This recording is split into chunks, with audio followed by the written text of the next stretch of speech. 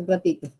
Eso, como estamos, muy buena tarde para todos los asistentes a esta gran conferencia que vamos a tener con la entidad de protección y nuestros conferencistas amigos, Felipe y Leonardo, presentes en la sala con el apoyo también de Alejandro. Hoy 8 de febrero a las 6:08 de la tarde iniciamos esta capacitación tan importante e interesante para todos nosotros. Gracias a los asistentes, gracias a los expositores, gracias a Protección por participarnos e informarnos de todos estos temas. Por lo tanto, y sin más preámbulo, les voy a dar la bienvenida porque sigo dando los ingresos aquí en la sala y todos son bienvenidos. Entonces, Leonardo, tienes la palabra. Puedes iniciar.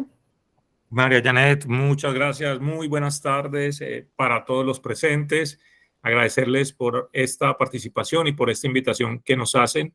Mi nombre es Leonardo Fabio David, soy director de protección de ahorro e inversiones, soy desde la ciudad de Cali y nos acompaña también nuestro gerente de inversiones Felipe Agudelo y nuestro consultor especializado Alejandro Cortés. Como lo decía María Janet, sin más preámbulo, queremos hoy compartir en este espacio todo lo que ha venido trayendo la discusión que se hizo durante el año pasado y que ya está en firme a través de la Ley 2277. Pero antes de iniciar en materia, que seguramente ustedes quieren empezar a tocar eso, queremos simplemente hacer una presentación y un recorderis, entendiendo que hay muchos asistentes a nivel nacional y queremos recordar qué es protección. Nosotros somos un fondo de pensiones y cesantías. Desde el año 91 hacemos parte del sector financiero. Como se los decimos, tenemos un negocio o una situación que maneja todo lo relacionado con los temas de riesgos de vejez, invalidez y sobrevivencia y el tema de las cesantías. Y además tenemos también todo lo que maneja la gestión patrimonial, que tiene que ver con lo relacionado a los fondos de inversión.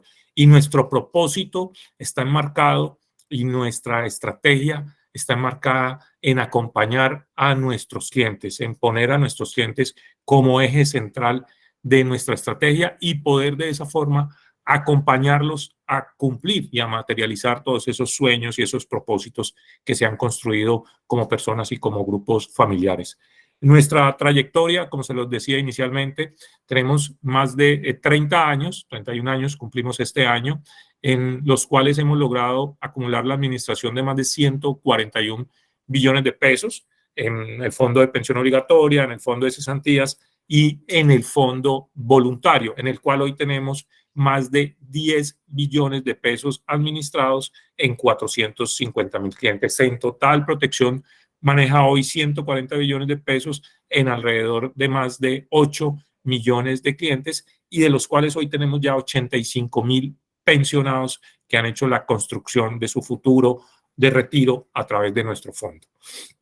El equipo regional que compone Protección es un equipo que hoy está disperso a través de toda Latinoamérica. Nosotros tenemos operación en diferentes países y contamos con un equipo integrado por 8,800 colaboradores, cerca de 160 años sumados, por supuesto, en toda la experiencia de las personas que conforman nuestro equipo amplio de trabajo, en los cuales hemos podido dedicarnos a una cultura de trabajo, como se los decía, centrada en nuestros clientes y poder trasladar todo ese conocimiento y toda esa experticia para que a través de la asesoría y el acompañamiento ustedes puedan tomar las mejores decisiones para su futuro. También tenemos unos reconocimientos que hemos venido ganando como compañía, en los cuales pues, nos complace mucho presentarlos, por supuesto, porque esos reconocimientos realmente son dados por nuestros clientes, esa satisfacción por nuestros clientes. Varios de estos reconocimientos, como el Great Place to Work en el año 2020, que nos reconoce como una de las 20 mejores empresas para trabajar, el premio a las 20 en la categoría de institución líder en inversiones responsables, que es algo muy importante desde el punto de vista de ese respaldo que se da al tema de inversiones, y en el tema de Merco, en el listado de empresas, como una de las de mejor reputación corporativa en Colombia. Y además hemos adherido a los principios de responsabilidad denominados enmarcados en los 17 objetivos estratégicos de la ONU como son los principios de inversión y responsabilidad social PRI, en los cuales se tiene también un cuidado y una sostenibilidad en el planeta y un cuidado en las empresas y el medio ambiente a través de estos principios. Desde el año 2021 participamos en la descarbonización de nuestros portafolios. Lo que dice o lo que traduce eso es inversiones que sean sostenibles para el planeta y que acompañen el gobierno corporativo y el desarrollo de los colaboradores de estas empresas. Con todo esto, hemos venido construyendo una asesoría en lo que busca una diversificación a la medida de las necesidades, de su perfil, de esa condición particular que cada uno de nuestros clientes tiene, dado que es una asesoría muy especializada donde lo que buscamos es conocer y entender los objetivos de nuestros clientes, poder trazar una estrategia para poder realizar y materializar esos objetivos, dar un acompañamiento durante toda la realización y los avances de esta estrategia a través de un monitoreo garantizando que se puedan llevar a cabo todos estos objetivos planteados en la estrategia de inversión inicialmente. Y por supuesto, en este segmento y quienes estamos acompañando hoy, hacemos parte de la oferta exclusiva que se tiene para los clientes en protección, donde se tiene toda una asesoría especializada en temas como tema pensional, el tema financiero y el tema que nos convoca el día de hoy, que es el tema de planeación tributaria. Y vamos a iniciar ya en firme nuestra conversación de planeación tributaria con la reforma Ley 2277 que entró en vigencia a partir del 1 de enero de este año. Y para eso le doy la palabra a Felipe para que ya nos profundice de lleno todos estos cambios. Adelante, Felipe. Muchas gracias. Gracias, Leo. Bueno, pues como Leonardo lo dijo, es una trayectoria importante. Esa trayectoria pues también les da a ustedes una tranquilidad que lo que ustedes empiecen, digamos, a referir o a invertir con nosotros, pues también tiene un debido cuidado y unos debidos objetivos los cuales nosotros nos hemos trazado para poder hacer esas inversiones. Siempre hemos escuchado que en los mercados difíciles, como fueron, por ejemplo, el año pasado, hubo muchas dificultades desde el punto de vista de inversiones y quizás ahí las personas verdaderamente conocen cuál es su verdadera tolerancia al riesgo. Entonces, hemos sido muy cuidadosos con eso. Igual sale un decreto de asesoría que es el 661, que los invito a que lo revisen. Es un decreto interesante que habla desde el punto de vista donde nosotros tenemos que ser muy cuidadosos con el perfilamiento de los clientes, qué les ofrecemos. Y miren, les puedo dar la garantía de lo que decía Leonardo, que nosotros somos una compañía fiel a ese decreto, y de hecho, pues nos revisaron a nosotros, nos dijeron que lo estábamos implementando muy bien, que éramos de los más avanzados.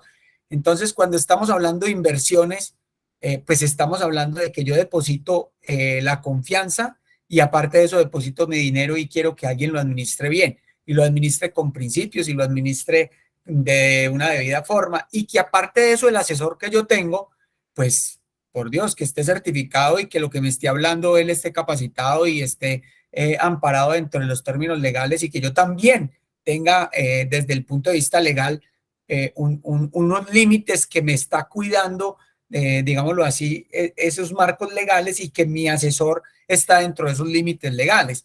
Entonces, hoy en día vemos que no, que es que puede invertir en Forex, que es que puede invertir en no sé dónde, que se puede llevar la plata para Estados Unidos, que yo tengo un amigo, que yo tengo tal cosa.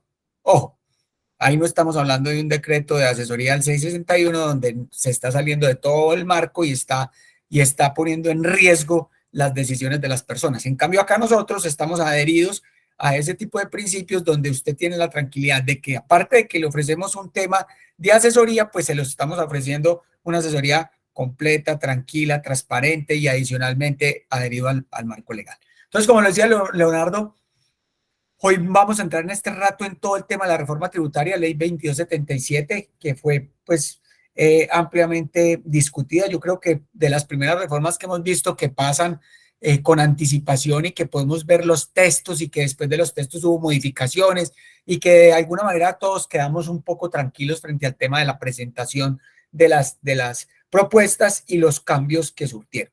Sin embargo, hay que aclarar dos cosas y es que hay varios impactos y es desde las personas naturales, pues obviamente hay un incremento en las digamos, en los valores de tributación que vamos a tener, porque en las tarifas como tal, digamos, entre comillas, se mantienen las tarifas de personas naturales, pero cuando yo voy a pagar el impuesto, cambia, porque ahorita vamos a ver por qué cambian los valores, porque yo puedo estar en la misma tarifa, pero si a esa tarifa yo le sumo unas cosas y lo limito, pues ustedes se van a dar cuenta de que eso seguramente me va a dar una tarifa mucho más alta que pago.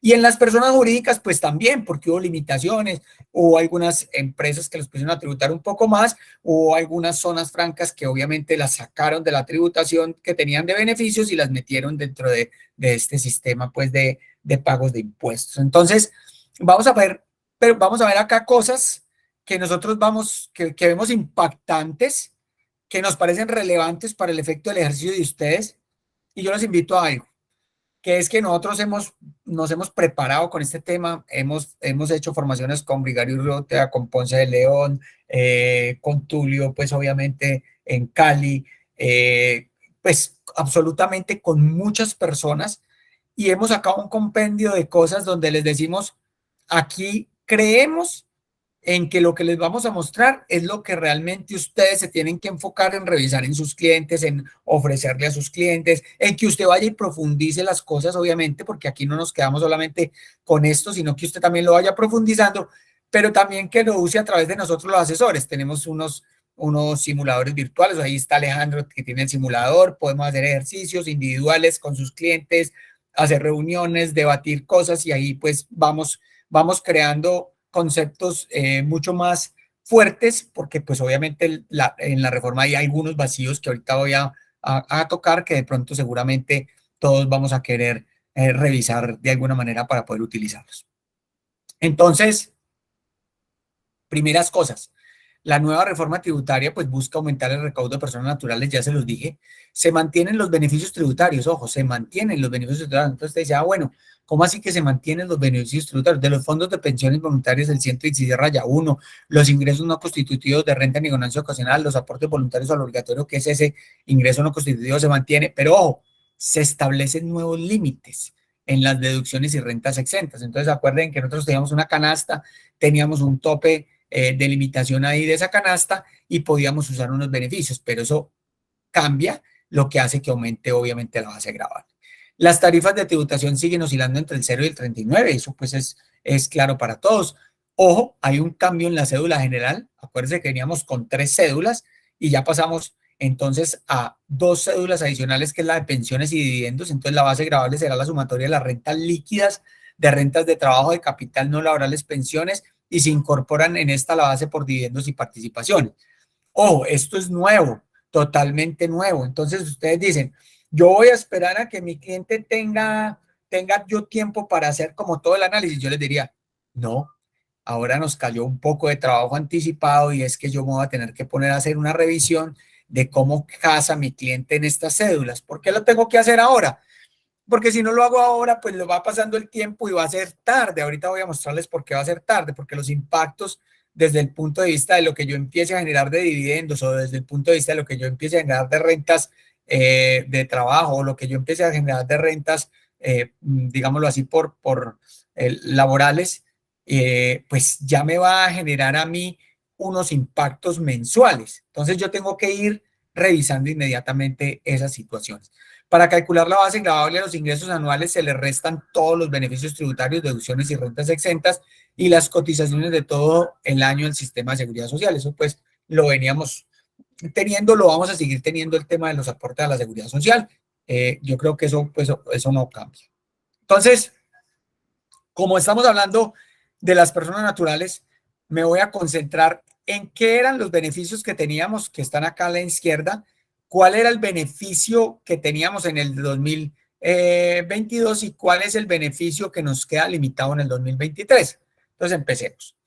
La renta exenta laboral, pues siempre la hemos tenido, es del 25%, pero no la habían topeado a 2.800 UETs anuales, 240 UETs mensuales. Pero ahorita con esta reforma, 790 anuales, 66 mensuales. Entonces ya empieza uno a ver que el 25% de renta exenta se vuelve, digamos, demasiado pequeñita. Cuando voy y miro el límite global de rentas exentas, antes eran 5.040 UETs y entonces ahorita suben a 1.340. Entonces yo ya digo, Uy, jue madre, o sea, me quedó el 25 y aparte de eso, ya me quedó el 40% limitado a 1.340. Claro, entonces yo ya quedo pues demasiado pequeño. Pero me dice la ley adicionalmente, le digo, uy, pero le voy a dar unos beneficios adicionales.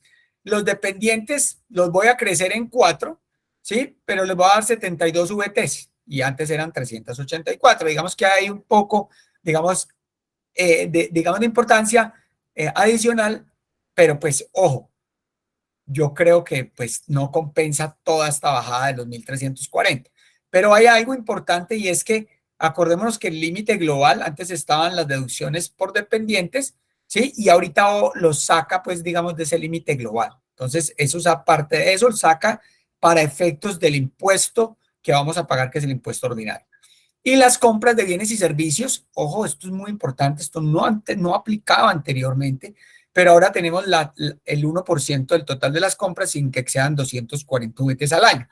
Esto pues tiene unos requisitos y es que el legislador lo que quiere pues segura de alguna manera es que nosotros nos motivemos a comprar más con factura electrónica, compremos unas cosas, o sea, aquí no podemos meter ningún tipo de gasto y deducciones que hayamos metido por acá o en las otras rentas, pero sí vamos a poder meter algunos tipos de compras que realicemos, las cuales están tácitamente expresas ahí en la reforma, que ustedes las pueden ver. Pero entonces yo creo que situándonos acá, lo que vemos es que en la reforma lo que queda es demasiado diminuto como todo el espacio que yo pueda hacer con los empleados. Y ahorita vamos a empezar a ver empleados con toda la cédula.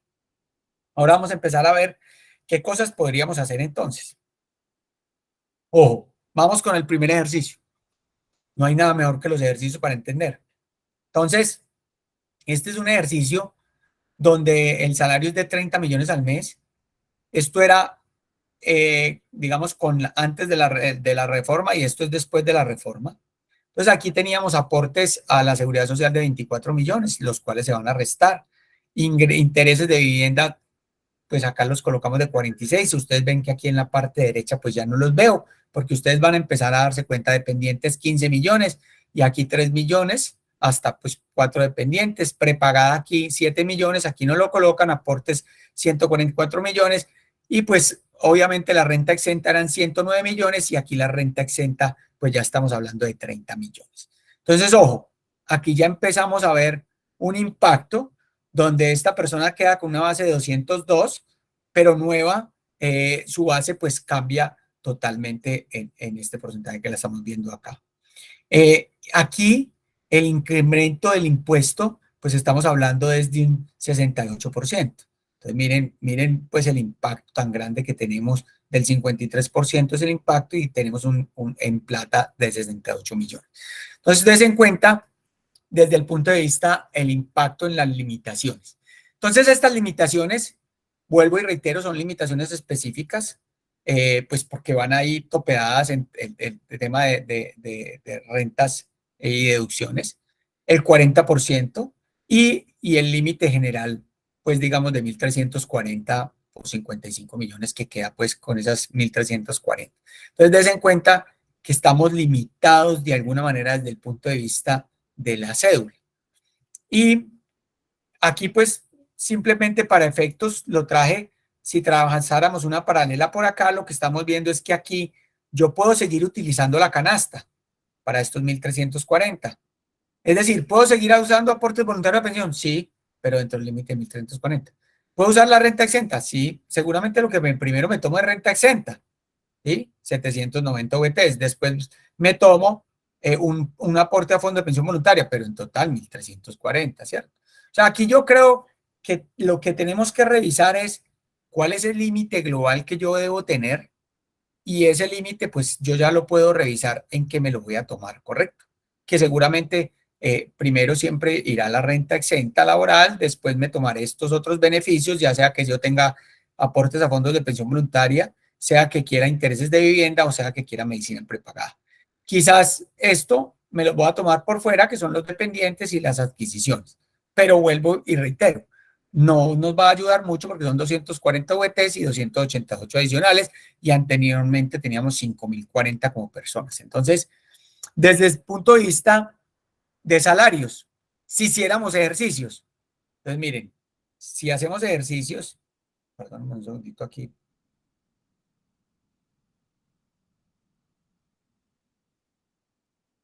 Si hiciéramos este ejercicio, de un salario de 10 es el que menos se ve impactado, yo diría que ni siquiera lo impacta, porque pues tiene una diferencia en el impuesto hasta a favor de 1.588.000. Pero ya cuando pasamos a una persona de 13, ya vemos una tributación diferente, ya vemos un crecimiento de un 56%, paga 1.000.000 adicional. Pero si fuéramos a uno de 20 millones, pues ya vemos un incremento del 4%, es decir, en impuestos ya vemos una diferencia de 11 millones. Cuando vamos a una tarifa de 25, pues ya vemos que el impuesto sube un 5.37% y en plata es un 18 millones. 18.620.000. Cuando vamos a los 35, estamos hablando de una diferencia de un 6.65% de más y ya estamos hablando de 32.295.000. Cuando me voy a uno de 50, pues esa persona tiene un 6.87 de más y estamos hablando de 47.705.000 de más. Pero este señor va a pagar 170 millones de pesos de impuestos. Entonces ustedes dirán, bueno, ¿y entonces qué hay que hacer? Miren, un tema que lo vamos a tocar más adelante y que no está, digámoslo así, regulado y que lo vamos a tener que empezar a hacer son los aportes a fondos, planes institucionales, porque acuérdese que los aportes a planes institucionales no están dentro de los ingresos. Entonces, si nosotros fuéramos, un ejemplo, ¿sí? De un cliente que gana 40 millones, ¿sí? Con una tarifa, tendrá una tarifa de tributación del 35, del 33 pasa al 35. Entonces, esta persona, por ejemplo, en ingresos anuales tenía 480, sigue teniendo con la reforma los 480, cotizaciones al sistema de seguridad social se resta 30, la renta bruta son 450 y no cambió nada. Dependientes, acá se restó un poco más, aquí ya en la reforma ya restó menos. Intereses de vivienda 15, me resté los mismos 15, lo que le decía ahorita con una canasta. Medicina prepagada 7, aquí me restó 8, pero mire, acá fondos de pensión voluntaria, pues entonces él ya no ahorró, y aquí la renta exenta laboral se la tomó por 89 y aquí yo ya me la limité a 33 millones y lo que me dio un límite global de beneficios acá de 180 millones anteriormente y aquí ya lo limité a 56. Quiere decir que aquí la renta líquida agravable de esta persona era de 270 millones y aquí le subió a 387. Es decir, esta persona cambió de tarifa de 33 a 35. Pasó de pagar 67 millones a pagar 104 millones de impuestos. Entonces, yo les decía, ¿qué hay para hacer? Pues miren, para hacer están los planes institucionales, porque si ustedes empiezan a crear planes institucionales sobre clientes que son socios empleados, que son empleados directivos, son 10, 20 empleados, 3 empleados, 4 empleados, los que usted quiera, tienen, digamos, de alguna manera forma de hacer ahorro, pues digamos que ese aporte no va acá, porque no es un ingreso laboral. Entonces, ni siquiera entra en esta depuración como un aporte, ¿no? Entra en un plan de condicionado, que ahorita lo vamos a ver, digamos, explicándoles yo el plan bien, pero ahí lo importante es que para la persona no va a ser ni ingreso ni patrimonio y para la empresa va a ser un gasto deducible. Entonces, muy importante. Primera observación. En esto del impuesto, lo primero que tenemos que empezar a hacer es pensar en planes. Pensar en que si esto es una canasta y yo no tengo vivienda, yo no tengo medicina prepagada, tengo que hacer aportes voluntarios. Pensar en que debería seguir manteniendo el ahorro, señores. ¿Por qué debo seguir manteniendo el ahorro? Porque esta diferencia no voy a ser capaz de pagarla si yo no ahorro, ¿sí? Porque estos incrementos anteriormente, pues seguramente con las retenciones nosotros los podíamos cubrir, pero ahorita no pueda que sean no posibles. Entonces yo voy a tener que decir que me hagan más retenciones, pero ojo, las retenciones que me hagan, yo perfectamente debería decir, no, que me hagan la retención mínima y yo me voy a ir a hacer un ahorro adicional por ese dinero y ese ahorro digamos, lo coloco a tarifas del 16 hoy, 16, 17, 16 y medio en un fondo vista. Yo prefiero hacer eso, ahorrar para mi impuesto dentro de un año esa tarifa y que me voy a ganar el 16% efectivo anual. Si me lo hacen a través de la retención, pues yo no me voy a ahorrar absolutamente nada. Este es el mismo ejemplo, pues digamos en cuestión de depuración, pero es para un ejemplo de 20 millones.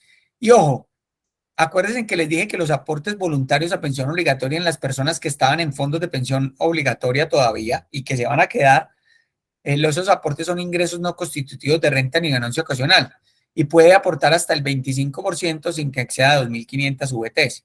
Entonces aquí esta persona antes hacía ahorro, después no hizo, ¿sí? Que es costos con todo el tema de la reforma. Entonces mire cómo se le crece el impuesto, 30 millones, ¿sí? ¿Cómo era antes? 19% y tenía este ahorrito.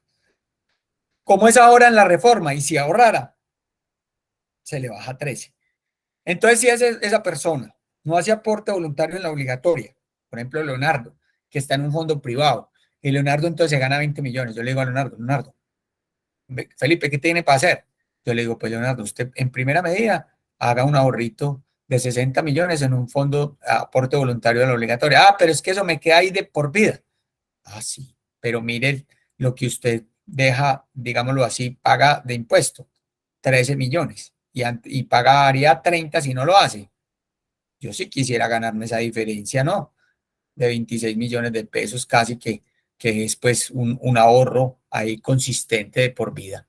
No, que es que yo no lo quiero hacer. Ah, bueno, entonces paga la tarifa un poco más alta del impuesto, que es la que usted quiere pagar.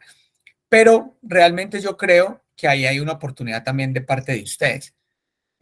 Yo creo que ahí podemos abordar a las personas que tienen capacidad de ahorro, que están pensando en quedarse en fondos de pensión y que de alguna manera pueden hacer este aporte. Yo no sé si hasta ahí tienen alguna pregunta frente al tema de las personas naturales y si quieren que lo abordemos. Pues no hay manito levantada y en el chat solo hay saluditos nada más, pero pregunta. Ok, María Janet.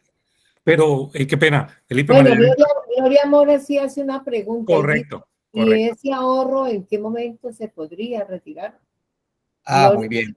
Este ahorro de aportes a fondos de pensión obligatoria se supone que no se puede retirar, se tiene que conmutar con la pensión y en el evento en que lo retirara, si lo quisiera retirar, lo tengo que pedir con 6 meses de anticipación y me van a cobrar el 35%. Estoy hablando del ahorro voluntario dentro de la pensión obligatoria, porque yo todavía, si estamos hablando del ahorro voluntario, que es este aquí, pensiones voluntarias, que aquí están ahorro, ¿sí? AFC, mire que aquí también hay un ahorro que lo hace de 15 millones. Este es un ahorro que lo está haciendo para efectos de la ley, ganarse, digamos, también esta maximización de impuesto, y ahí lo que es que tiene que esperar es pensión vivienda o 10 años, o requisitos de pensión. O sea, son dos aportes diferentes. Este va dentro de la pensión obligatoria y este sí va libre. Libre condicionado a que yo lo saque con beneficios de pensión vivienda y 10 años o requisitos de pensión. Yo también creo y digamos consistentemente que si yo bien tenía un ahorro anteriormente de 28, yo personalmente digo, yo seguiría haciendo los 28 para ganarme, digamos, el rendimiento y poder pagar el impuesto al final. Pero de todas maneras sigo haciendo el aporte. ¿Por qué? Pues porque acuérdense que esto es una canasta y yo me lo tengo que tomar todo, ¿sí? Y desde mi punto de vista, pues si esta persona tenía intereses de vivienda, solamente tenía medicina prepagada, pues tomó medicina prepagada y aportes a fondos de pensión voluntaria. Entonces, esos dos ahorros son muy consistentes hacerlos. Miren que hay que tener mucho cuidado en decirle a los clientes, no vuelva a hacer el ahorro de pensión voluntaria, ese ya no es tan importante. Ojo, si no lo hace, las tarifas van a ser plenas, al revés. Ahorita hay que revisar es qué tanto puede hacer el ahorro. Ahora, él puede hacer 30, pero yo solamente le llevo como beneficios tributarios 15, pero puede hacer 30, ¿cierto? Para efectos, ustedes pueden determinar que en el año de los aportes que él hizo, por ejemplo, si hiciera 100 millones, 50 son el límite para su tema de aportes a fondos de pensión voluntaria, ¿sí? Y el resto son aportes que él hace simplemente voluntario para tener unos mejores rendimientos y al final pagar su impuesto o tener una mejor calidad de vida. Y también lo haría por otra cosa que ya les voy a mostrar pasando a la otra cédula. Cuando uno va a la cédula de dividendos y empieza a encontrar tarifas, pues entonces las tarifas, acuérdense que cambian, que antes eran del 10 y ahora pasan al 15. pero aparte de que pasan al 15, pasan pues obviamente y entran en la tarifa de la cédula única, es decir, del 0 al 39.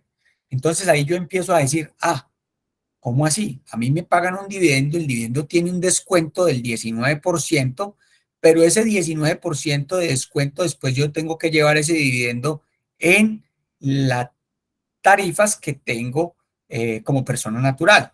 Entonces ahí es donde yo les digo que tienen que empezar a tener cuidado. ¿Con quién? Con la persona natural. ¿Por qué? Porque tiene todo el tema de, digamos, ingresos laborales. Aparte de eso, usted aquí le va a empezar a meter los dividendos. Y entonces, si viéramos un ejemplo, ¿cómo es con un asalariado con dividendos? Si los dividendos alcanzan el descuento, serían 50. Si no alcanzan el descuento, serían de 25. No se nos olvide que los dividendos vienen con un descuento tributario que es 16.89 VTs, ¿sí? Entonces, ese descuento tributario, pues lo estamos aplicando y aplica para, pues, dividendos, digamos, superiores a un monto. Y que aquí estamos hablando, para efectos del ejemplo, de 50 millones. Entonces, miren, esta persona, ¿sí? Persona natural residente del país podrá descontar del impuesto a la renta el 19% cuando el contribuyente obtenga dividendos por más de 1.090 VTs, ¿correcto? Entonces aquí estamos viendo. Este es el ejemplo de esta persona. Entonces devenga 480 millones de pesos con un tema de laborales, cotización al sistema 30, renta bruta 450, dependientes, interés de vivienda, mire, medicina prepagada, renta exenta laboral, límite global de beneficios 56, renta líquida, y aquí pues obviamente me lleva al tema del impuesto de él, y aquí está el 35 al 104. ¿Qué pasa? Está en la tarifa de él. Cuando me voy, si esta persona tuviera dividendos inferiores a estos 46, estos 1.090 VTs, pues no lleva el descuento, o sea que va a 25, no tiene derecho al descuento, iría a pagar simplemente 104 más esto, 112 sobre el 35, ¿correcto? ¿Es eso claro? Pero si vamos a dividendos con descuento, entonces, que suman más de 46 millones, más de 1.090 VTs, entonces estamos hablando de 50 menos el beneficio, digamos, que tienen de descuento, pues entonces voy a pagar un porcentaje inferior, voy a 121 millones de pesos, esto sería el impuesto neto. ¿Qué hay que empezar a hacer con los clientes? Varias cosas. Primero, revisar si yo pago dividendos por debajo de o pago por encima de descuento.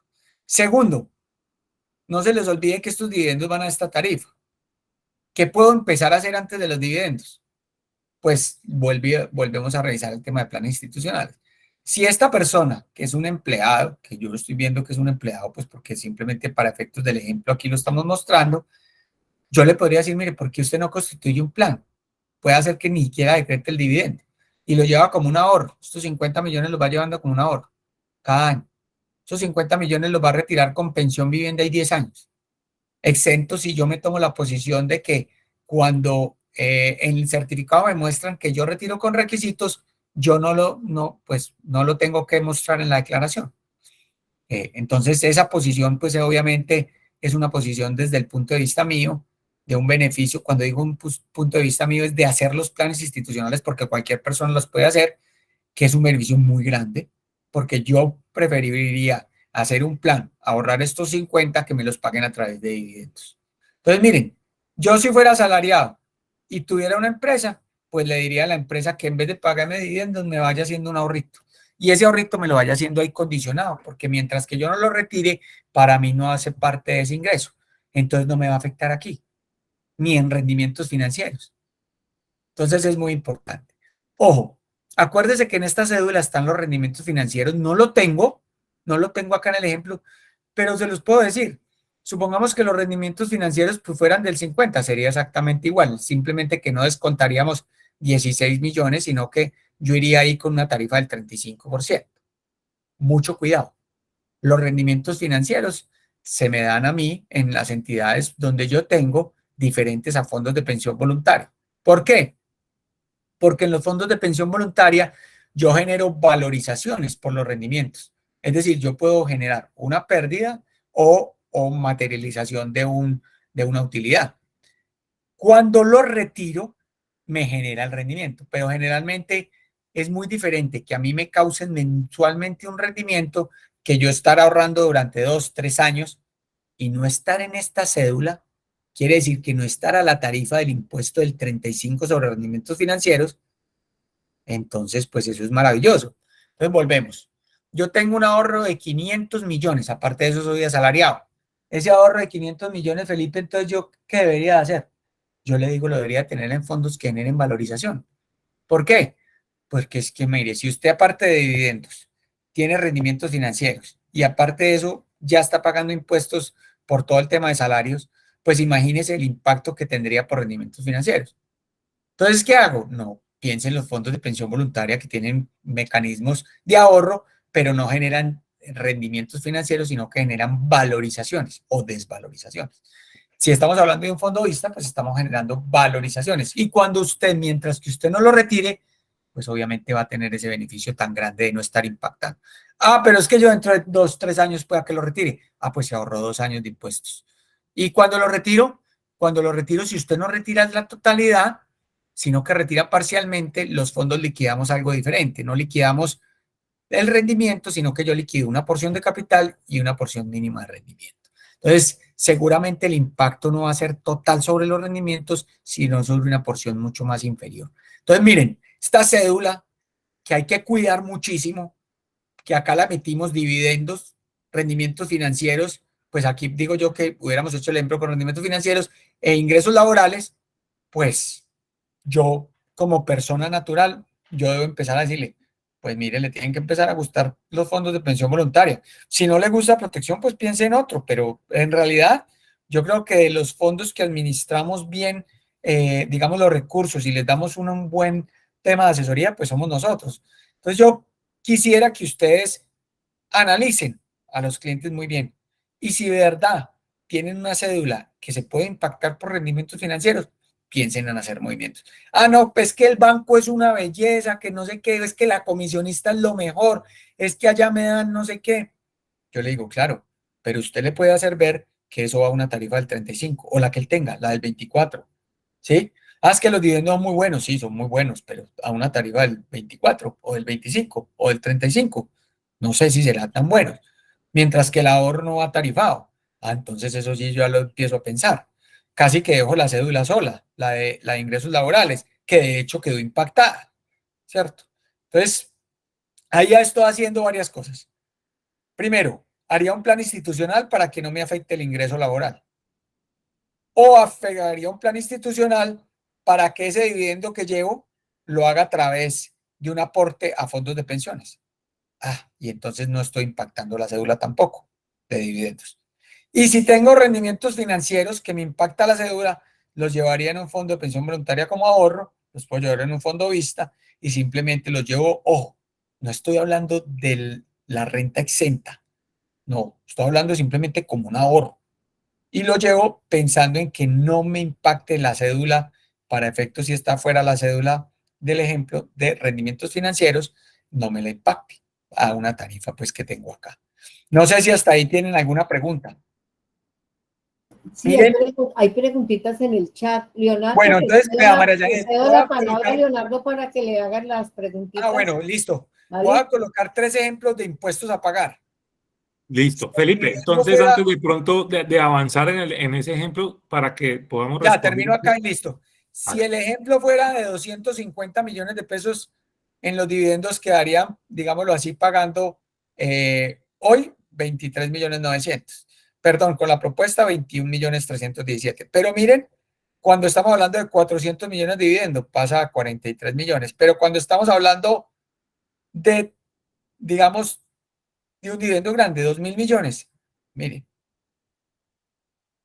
yo puedo llevar 2.000 millones a través de fondos de pensión voluntaria, los puedo llevar, es decir, no los tengo que pagar este mismo mes, este mismo año, lo que voy haciendo es los voy ahorrando progresivamente. Además, este dividendo quizás no sé si es por 1, por 2, por 3, por cuánto, pues dependiendo también cómo lo voy a repartir. Entonces, si quiere, Leonardo, hablemos hasta ahí, paremos hasta ahí para que me digan qué preguntas tienen. Retomemos entonces algunas preguntas, Felipe, que nos están haciendo del tema de planes institucionales y un par que se nos quedaron de los aportes voluntarios en PEO. Entonces nos dicen lo siguiente respecto al tema de planes institucionales. Entonces, nos dice, ¿cómo hago el ahorro, la empresa, sobre los dividendos en el plan institucional? Entiendo yo esa pregunta. Listo, los planes le voy a dar un capítulo totalmente aparte porque me parece sumamente importante, porque yo creo que va a ser de las cosas que se van a disparar en todo el tema de las empresas y las preguntas que van a empezar a utilizar los clientes. Entonces lo voy a abordar aparte, Leo. Perfecto. Acá hay una pregunta que tiene una respuesta, pero para que lo podamos ratificar, es: ¿las valorizaciones no se declaran como ingreso en No, los fondos? no se declaran como ingreso. Correcto, así es. Y de los aportes voluntarios en PO se nos quedaron dos preguntas. Wilson nos hacía la pregunta si esos aportes para el año 2022 o para el año 2024 o para este año, sobre los aportes voluntarios en PO, si tienen la posibilidad de hacerse planeación en este año, el año anterior y en este. Entonces arranquemos con esa. Del año anterior ya está cerrado, es decir, yo ya no puedo hacer nada. Tenía que haber hecho el aporte voluntario dentro de la pensión obligatoria desde el 29 de diciembre. Entonces, pues ese año ya está cerrado. Lo que yo haga este año, pues me va a impactar en la declaración de renta que va a pagar en el 2024, pero entonces lo puedo hacer este año. Sí, lo puedo hacer, son 2.500 VTs y no puede exceder del 25% del ingreso. ¿Correcto? Correcto. Y respecto a la pregunta de aportes voluntarios en pensión obligatoria, Gloria nos pregunta, pero entonces el ahorro, si lo hago y lo retiro a los 2 años, por ejemplo, ese retiro me queda grabado a tarifa plena. 35%. La tarifa es una tarifa única y es el 35%. Correcto. Y si las valorizaciones no se declaran como ingreso, ¿hay que justificar el incremento patrimonial? No, tampoco, porque son valorizaciones o desvalorizaciones.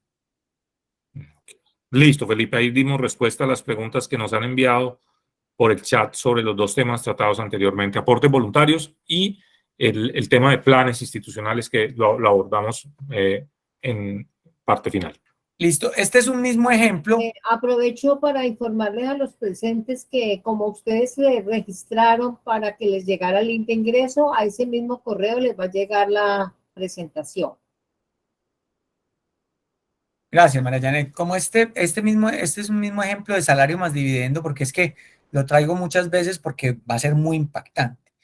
Entonces aquí el salario es de 360 millones con un dividendo de 100 millones. Estamos hablando de que aquí el impuesto, esto era antes, digamos que el impuesto era de 54, y cuando vamos a ir a mirar cómo queda con la reforma, pues miramos que el impuesto tiene un incremento del 70% porque el impuesto total le quedan 102 millones. ¿Sí ven? Entonces ahorita miran el beneficio, que yo sí tengo que revisar el tema, porque si no, pues entonces voy a empezar a tener unos impactos en mis clientes muy altos. Bueno, el tema de los dividendos es importante revisarlo porque, bueno, esta presentación pues obviamente lo tenía así para antes del 31 de diciembre, porque decía, si los decretara antes de que hubiera cursado la ley, ¿qué hubiera pasado? Ah, pues los hubiera decretado, hubiera pagado un impuesto diferente. Ahorita ya tengo que pagar un impuesto que está dentro de la tarifa que yo tenga de la cédula, menos el pequeño descuento, obviamente. Pero ya lo que yo haga de aquí en adelante va así. Entonces, ¿qué tengo que pensar? ¿Cómo voy a manejar esto? Que ahí les digo el tema. Del impuesto al patrimonio, pues ustedes, digámoslo así, conocen, pero cosas importantes que voy a dejar aquí son: ¿qué hay para hacer con el impuesto al patrimonio? Primero, es un impuesto que es de carácter de revisión anual, quiere decir que cada año me van a tomar una foto. Quiere decir que si su cliente no pudo hacer nada el 31 de diciembre porque estaba por allá paseando y quiere hacer algo para este año, ¿lo puede hacer? Sí, sí, y hay que revisarlo. Y tenemos que sentarnos con los clientes a hacer revisiones. ¿Por qué? Ojo, porque una cosa es yo estar con un patrimonio único de 10.000 o pensar en que parte de mis hijos podrían tener ese patrimonio y pagar el cero. Ay, pero Felipe, ¿y entonces va a pagar la ganancia ocasional? Ah, pues entonces yo tengo que empezar a revisar cuánto es el 1% de 10.000, durante cuántos años lo voy a pagar y verdaderamente este dinero pues iba a ser de ellos y seguramente no van a pagar ninguna tarifa. Correcto. Entonces, tengo que empezar a hacer análisis. También tenemos un producto que nosotros despatrimonializamos parte de los recursos cuando el cliente los usa para su propia pensión o cuando el cliente los aporta para mejores y condicionamiento de vida de otro.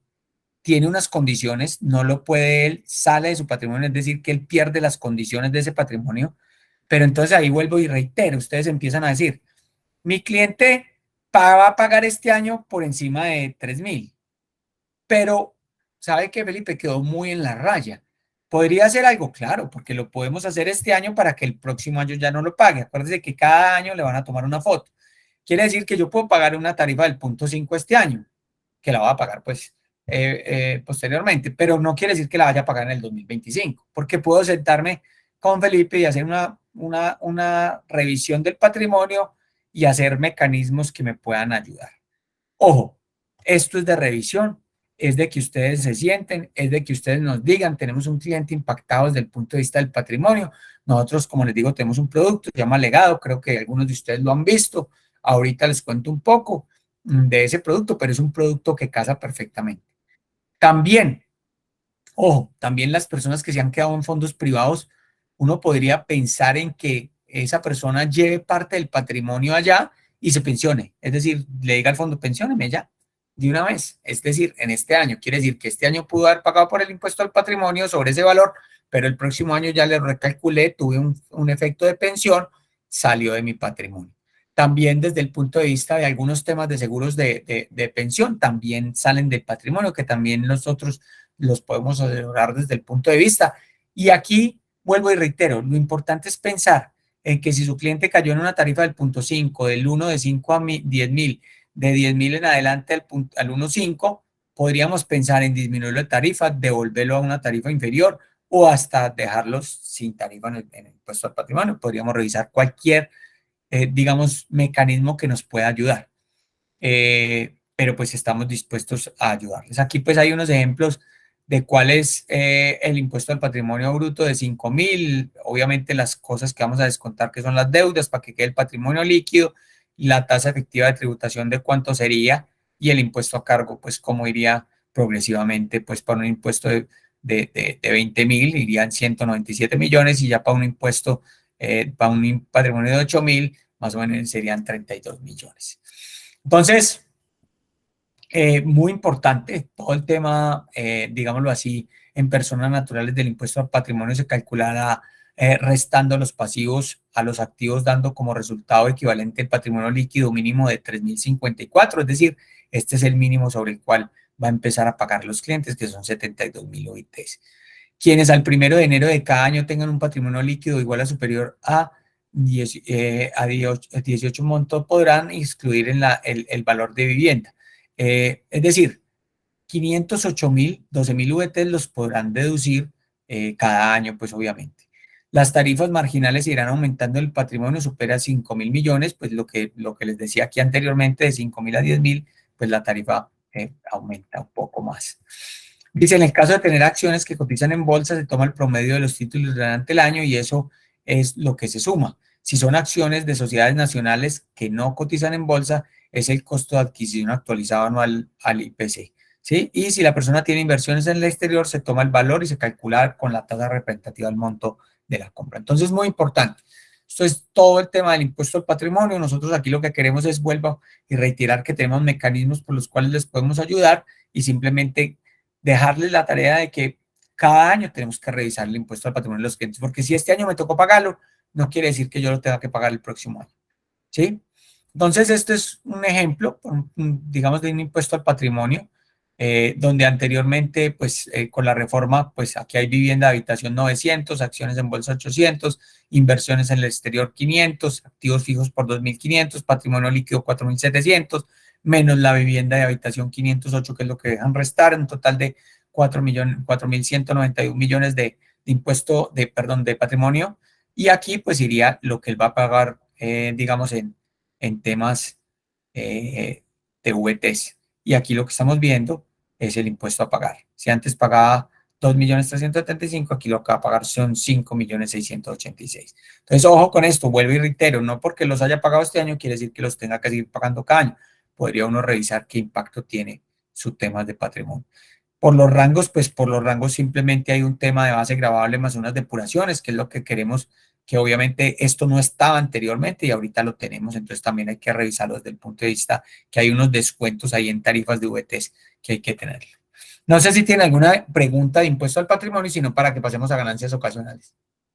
Felipe, de impuesto al patrimonio no tenemos preguntas y vale la nota resaltar que ese impuesto al patrimonio que antes era de carácter temporal queda de carácter permanente y que es muy importante hacer esa revisión que tú nos acabas de nombrar. Pero sí se queda una pregunta de planes institucionales que creo que ese tema ha quedado sonando. Ya voy para planes.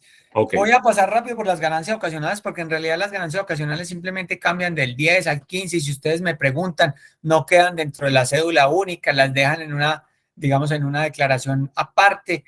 Sigo pensando que sigue siendo, digamos, un mecanismo barato, digámoslo entre comillas, en algún momento que yo tenga que entregar o parte del patrimonio reciba algo, pues digamos que entre comillas, pues me parece que sigue siendo unos beneficios ahí.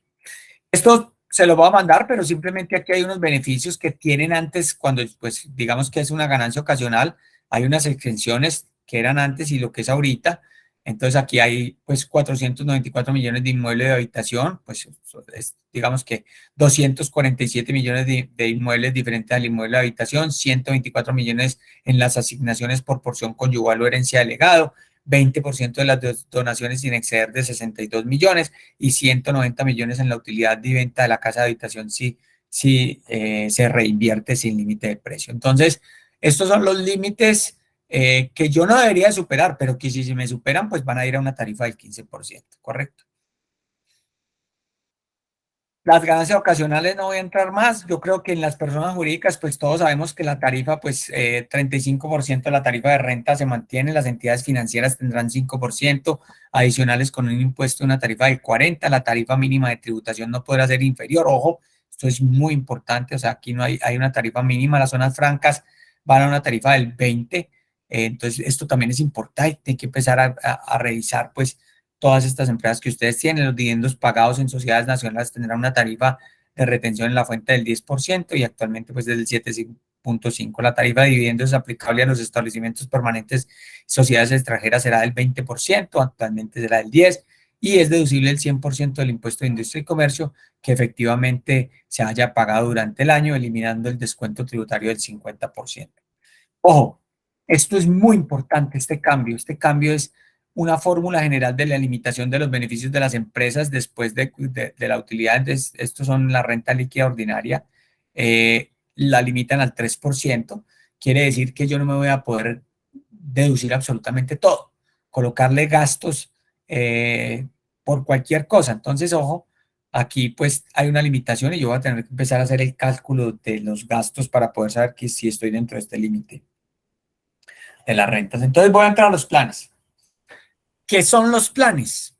Los planes son mecanismos que nos los permite la ley a través de los fondos de pensión voluntaria, donde son creados por patrocinadoras. Las patrocinadoras son empresas, son sociedades, pueden ser, digamos, cualquier tipo de empresa.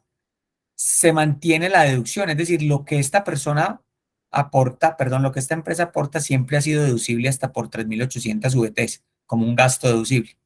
Ojo, y ese gasto deducible no van estos límites. Entonces también es muy importante. Entonces empezamos a ver qué es un gasto deducible. Lo puedo hacer para 5, 10 o 50. Lo puedo hacer por 1, por 2 o por 3. Las condiciones que sean empleados. ¿Cuál es el límite total? No hay límite. Yo puedo hacer lo que quieran aporte, pero pues el límite de gasto deducible es hasta 3.800. ¿Puedo hacer cualquier tipo de aporte? Sí. Ay, es que yo tengo un empleado y le quiero hacer un aporte de 500 porque es una negociación de retiro y pues hay cosas que yo ya no me puedo deducir en el retiro del cliente. ¿Puedo hacer un plan? Sí. ¿Lo puedo hacer por más de 3.080? Sí, porque igual no lo está deduciendo en una parte, pero aquí para él no es ni ingreso ni patrimonio. Ojo, entonces son aportes que hace la empresa patrocinadora a título de un partícipe y ese partícipe tiene que ser empleado. para ese partícipe no es ni ingreso ni patrimonio mientras las condiciones, digamos, no lo retire. Es inembargable, entonces eso es importante. Es una mera expectativa, él todavía no los tiene porque lo que yo estoy diciéndoles, usted los va a tener, usted los ve ahí, pero todavía no los puede contabilizar. ¿Cuándo los contabilizo? Cuando hagan parte, digamos, cuando se consoliden, y la consolidación yo los voy a colocar cuando tenga requisitos de pensión, vivienda y 10 años. ¿Por qué les voy a colocar esa consolidación? Pues para tener los beneficios tributarios.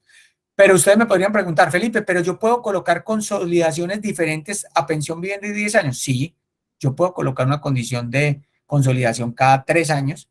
Quiere decir que cada 3 años él va a tener el impacto en el ingreso. Si no lo tuvo, digámoslo así, pues se ahorró 3 años de impuesto. Pero yo lo voy a dejar condicionado por pensión, vivienda y 10 años. ¿Él va a tener todos los beneficios tributarios? Sí, porque así lo dice la ley y así nosotros lo podemos mostrar en la declaración. ¿Correcto? Esa es una posición que nosotros tenemos, pero existen posiciones en las cuales también dicen, y se vuelve un ingreso y yo lo tendría que llevar dentro de la cédula y depurarlo. Sí, pues ya es que ustedes revisen. Si yo lo tomo, digámoslo así, como un aporte, lo que debería hacer es llevar los incrementos patrimoniales para que tenga un efecto, digamos, de alguna manera neutro en el patrimonio, y en algún evento que tenga un requerimiento, pues yo lo pueda justificar. Entonces, ojo, para la patrocinadora, que es la empresa, es un gasto deducible, y para mí como partícipe no es un ingreso, mi patrimonio, mientras que yo no lo lleve en la declaración. Mientras que no se consolide y no sea mío. En la medida en que yo lo ahorre ahí, pues ahí lo voy a tener. Entonces empiezan a nacer preguntas como ¿cuáles? Como la siguiente. ¿Y yo lo puedo ahorrar hasta que me pensione? Sí. ¿Y después de que me pensione lo puedo retirar con condiciones? Sí. Ah, pero es que yo no lo necesito ahorrar hasta que me pensione, pero lo puedo retirar por una vivienda que voy a comprar. Sí. Ah, pero es que esa es mi quinta vivienda, ¿lo puedo retirar? Sí. Ah, yo puedo ahorrar con los 5 amigos que estamos dentro de la empresa y comprar una vivienda y que estemos digamos, en las escrituras los 5. Pues lo digo porque se pueden unir 3 socios y decir, mire, vamos a comprar una vivienda y tan, no sé qué, ¿podemos sacar la plata de esa manera? Sí, sí está en la escritura, ¿correcto? Pero es que yo soy el único socio y soy empleado y quisiera tener un plan. Lo puede tener. Acuerde que el aporte es un gasto deducible hasta por 160 millones de pesos, y para usted simplemente con los beneficios que tiene, pues va a ser un tema de ahorro. No sé, ahí las preguntas que teníamos de planes que me parece interesante entonces abordarlas aquí, Leo. Claro que sí. Entonces, Felipe, teníamos preguntas de planes que son las siguientes. Los aportes voluntarios institucionales que la empresa hace en cabeza del empleado, cuando llega el término de los 10 años, ¿cómo se declara? ¿Incrementa el patrimonio? ¿Tengo ingresos?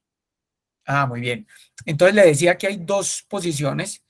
La gran mayoría de las personas toman una posición, como lo dice la ley, que está en el parágrafo primero, donde dice que cuando yo tengo los beneficios, usando los beneficios de pensión, vivienda y 10 años, yo no tengo que mostrarlo en la declaración.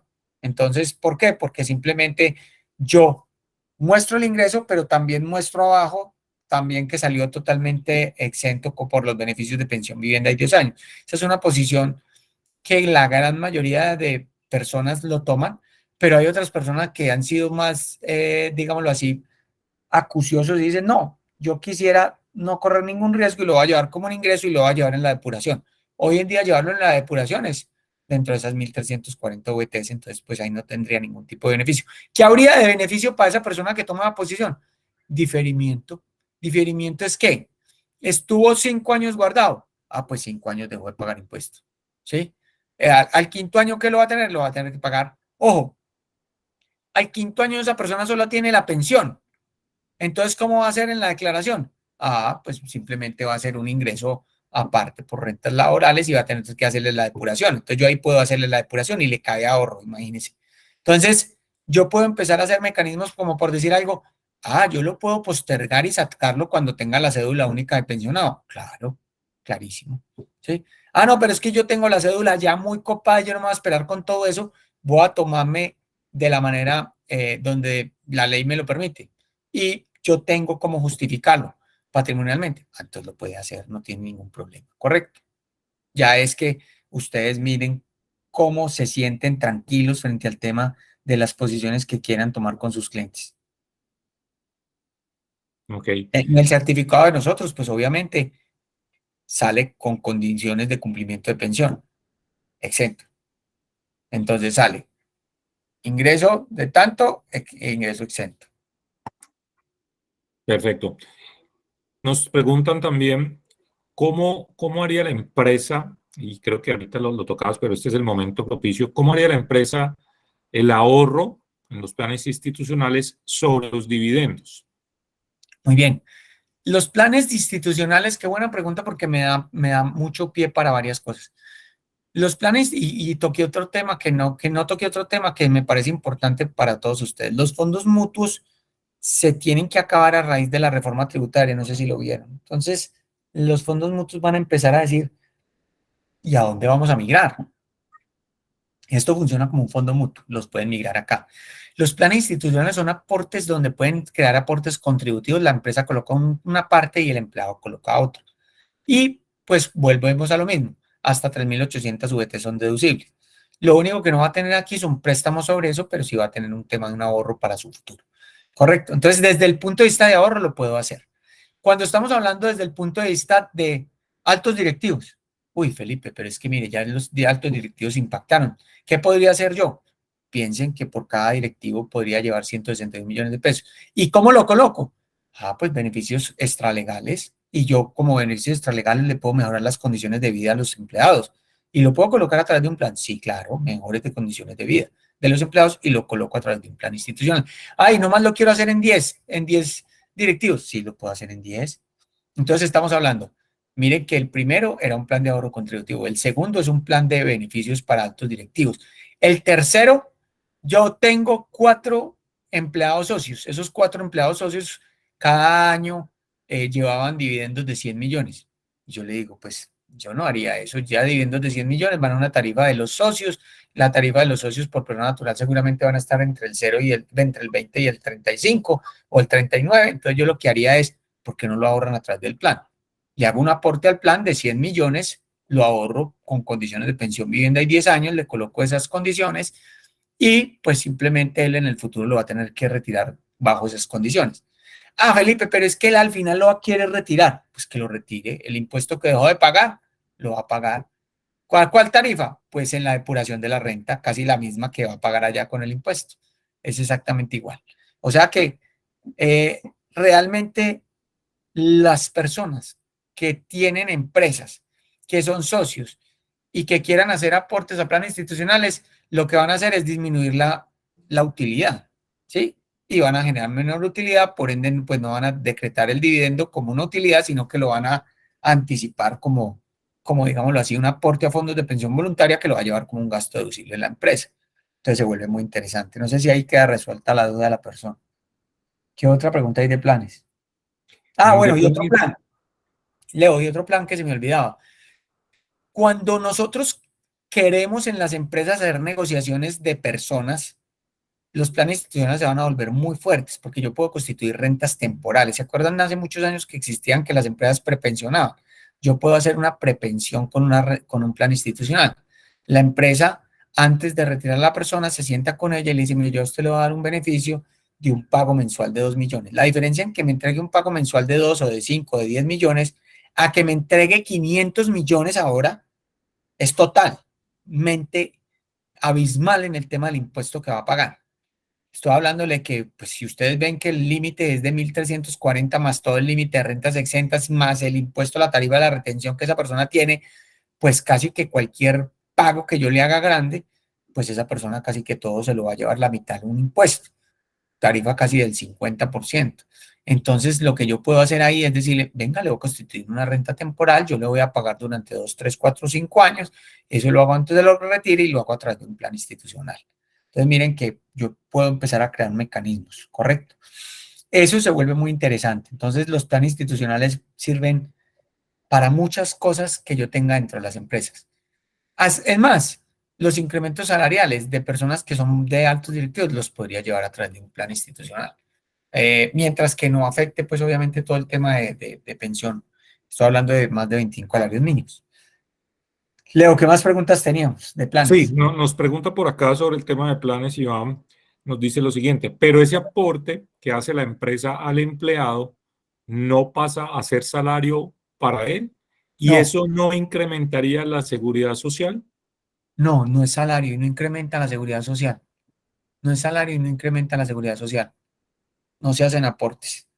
Les puedo mandar el marco conceptual para que lo tengan también, María Janet. Entonces también les mando el marco conceptual de los planes institucionales, correcto.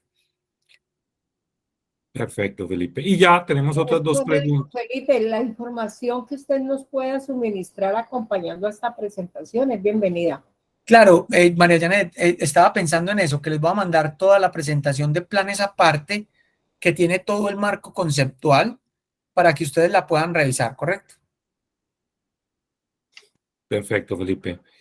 Nos hacen dos preguntas que ya no tienen que ver con el tema de planes. Una tiene que ver sobre la tasa mínima de tributación. Nos pregunta qué indica esa tasa mínima de tributación, Felipe. Que las empresas no pueden dejar de, eso estamos hablando de las empresas, ¿no? Que las empresas no pueden pagar menos del 15% de impuesto. Es decir, si está en una tarifa inferior, no puede dejar de pagar eso. Estamos hablando de esta tarifa. ¿Sí? Correcto. Y Adriana nos dice o nos pregunta sobre los operadores logísticos que están en zona franca. Los operadores logísticos que están en zona franca solo se dedican a la logística. ¿Quedarían con la tarifa del 20%? Sí. Porque dice que cuando los ingresos provienen de la exportación de bienes y servicios, a los ingresos diferentes de los mencionados se les aplicará una tarifa del 35. Hay que tener mucho cuidado con eso. Yo creo que tienen que entrar a revisar ese tema, porque de lo contrario, las zonas francas, pues algunas tienen que cambiar su objeto o revisarlo, no sé qué van a hacer, pero hay que revisarlo, que estén muy bien enmarcadas dentro de las posibilidades que tienen de ser zonas francas. Correcto, Felipe. No tenemos más preguntas. Hay un comentario que nos hace Gloria que dice realmente esos ahorros que hacen las empresas a los socios, a los empleados socios, que deben ser empleados, en los planes institucionales son utilidades y la empresa al final paga menos impuestos. Es una de las consecuencias. No son utilidades, son antes de la utilidad. Es decir, yo soy un gasto, lo tomo como un gasto deducible antes de la utilidad, quiere decir que la utilidad va a ser inferior. Yo voy a decretar menos utilidad, por ende voy a pagar menos dividendos. Incluso, pues pueda que no pague dividendos, ¿no? No sé si Correcto. tienes más preguntas y si no, pues por último tenemos el legado. Les decía que el legado es un producto de nosotros, que no quiere decir que sea un legado, pero son aportes que pueden hacer las personas naturales para condiciones de mejoramiento de condición de vida de terceros o de ellos mismos, siempre y cuando no estén pensionados, y eso sale del patrimonio. Eso lo pueden realizar con nosotros. Esto es un efecto muy interesante para el impuesto al patrimonio. No sé si tienen una pregunta. Si no, María Yaneda, hasta ahí irían nuestra presentación. De verdad que muchas gracias. Yo creo que abordamos los temas que digamos que son hoy de interés que se hablan en las empresas, que se hablan en las personas naturales y que consideramos que los podemos apoyar desde mi punto de vista con asesoría, con nuestros consultores, pues con Alejandro. Una sugerencia es en la última presentación, en la última lámina de presentación, Sí. colocar ahí los datos de ustedes y de Alejandro y el mío también, por si requieren el puente de comunicación. O sea que si llega la presentación solita, esté la información interna. Tiene toda la razón, María Janet. Porque al finalizar no veo datos de ninguno. Miremos la última. No la tiene, María Janet, tiene toda la razón. Muchas gracias. Antes de enviármela, anexas otra, solo con la presentación de todos cuatro. Sí, María Janet, tiene toda la razón. Muchas gracias por decírnoslo, porque de verdad que debe ser así. Debemos analizarle lo que nosotros... Colocar mayor información, pues Sí. con Maja, que usted sabe que yo soy el puente de comunicación con mis colegas, y lógicamente ustedes y Alejandro, que son con los que tengo el contacto directo allá. Sí, a todos ustedes muchas gracias, ustedes muy juiciosos, pues hoy ya todavía hasta las 7:30 pues casi que duramos, pero yo creo que de verdad esto es información de primera mano, hay muchas cosas pues obviamente que tendrán que entrar a profundizar, pero muchas gracias y cualquier cosa estamos muy atentos, María Janet. Muchas gracias a todos. Gracias a todos los presentes y saben que ya nosotros ahorita el día jueves tenemos la otra presentación que tiene que ver con las horas laborales, como ya vamos en este proceso de ir rebajando la hora. Entonces, sobre ese tema vamos a estar el jueves, los esperamos. Muchas gracias. A ustedes. Muchas gracias a todos. A ustedes una feliz noche, que estén muy bien. Por compartir todo lo que saben con nosotros. Muchas gracias. Bueno, feliz noche para todos. Feliz noche para todos, María Janet. Saludos. Feliz noche, gracias.